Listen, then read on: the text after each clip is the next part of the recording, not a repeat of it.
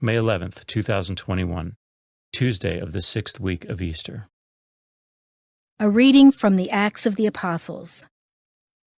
The crowd in Philippi joined in the attack on Paul and Silas, and the magistrates had them stripped and ordered them to be beaten with rods.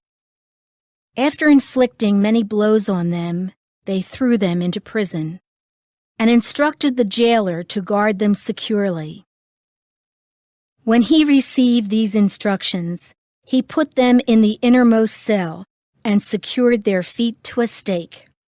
About midnight, while Paul and Silas were praying and singing hymns to God as the prisoners listened, there was suddenly such a severe earthquake that the foundations of the jail shook, all the doors flew open, and the chains of all were pulled loose. When the jailer woke up and saw the prison doors wide open, he drew his sword and was about to kill himself, thinking that the prisoners had escaped. But Paul shouted out in a loud voice, "Do no harm to yourself. We are all here." He asked for a light and rushed in, and trembling with fear, he fell down before Paul and Silas. Then he brought them out and said, "Sirs, what must I do to be saved?" And they said, "Believe in the Lord Jesus, and you and your household will be saved." So they spoke the word of the Lord to him and to everyone in his house. He took them in at that hour of the night and bathed their wounds. Then he and all his family were baptized at once. He brought them up into his house and provided a meal, and with his household rejoiced at having come to faith in God. The word of the Lord. The responsorial psalm. The response is, "Your right hand saves me, O Lord." I will give thanks to you, O Lord, with all my heart, for you have heard the words of my mouth. In the presence of the angels, I will sing your praise. I will worship at your holy temple and give thanks to your name.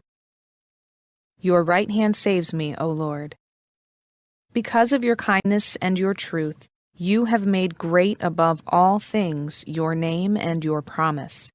When I called, you answered me. You built up strength within me. Your right hand saves me, O Lord.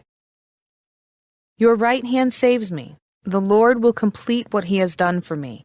Your kindness, O Lord, endures forever. Forsake not the work of your hands. Your right hand saves me, O Lord.